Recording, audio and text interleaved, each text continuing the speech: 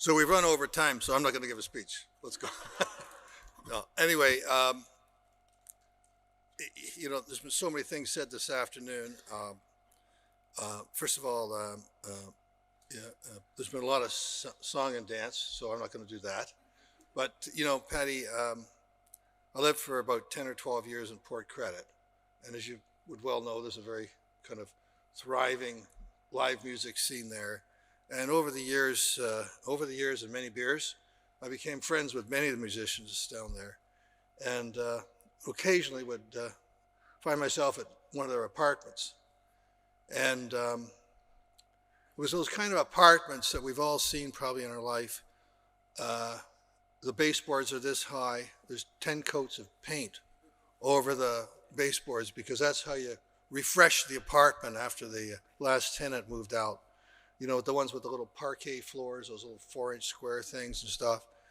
And it really occurred to me, and these are some pretty good musicians, really dedicated, hard-working, talented musicians. And they sure weren't in it for the money. They were in it for the love of the craft.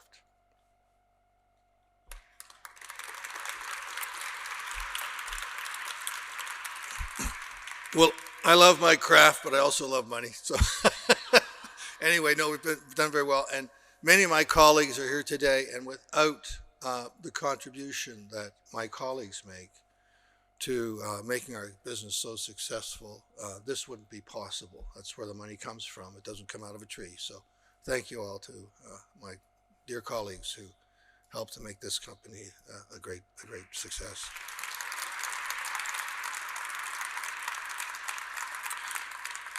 So I grew up in Etobicoke, and when I was a young teenager, we had to. I was a real nerdy guy, and we used to on our spare time try and build little stereo things, but you made out of components. There was an organization called Heathkit. I see there's a couple of folks that are old enough to remember.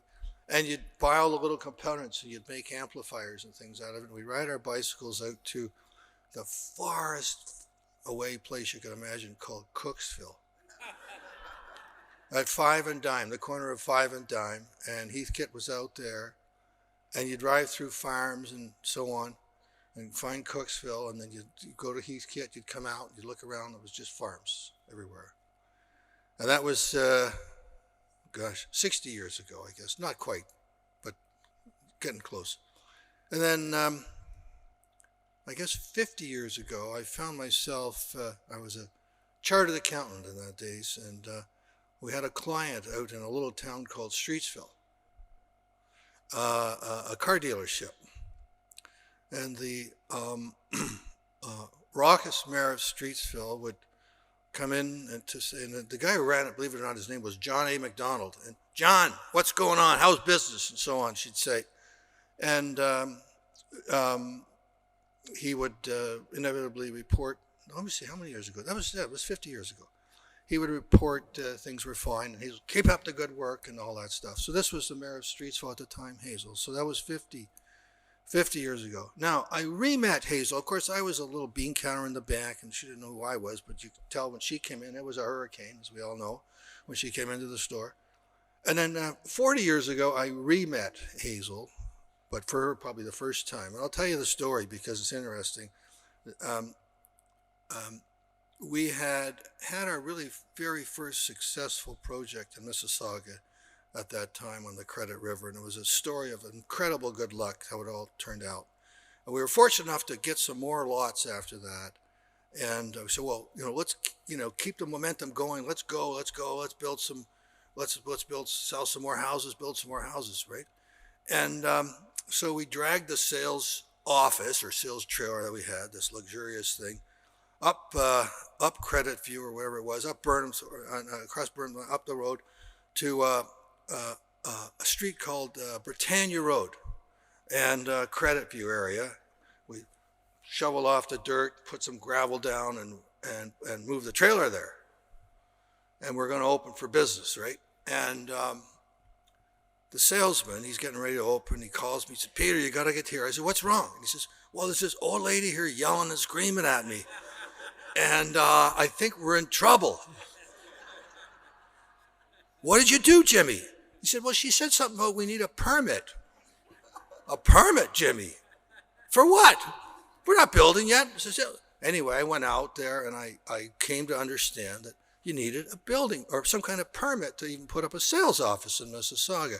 So it was an interesting first real encounter with Hazel, but somehow my bumbling naivete or whatever, and I should believe my bullshit that I didn't really know that we were supposed to have a permit, and we became kind of friends after that. So that's my story of Mississauga.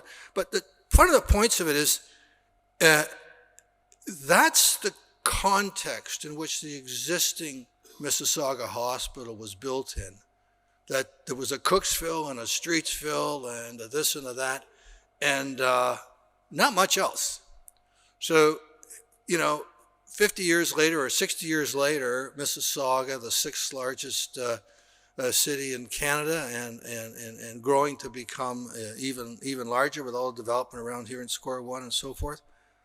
The needs, of course, have changed, and I'm really so thrilled to be part of contributing to, as Carly said, the largest healthcare center. Unbelievable accomplishment for the city of Mississauga and for Trillium Health Partners. Unbelievable, really. We should be proud of it.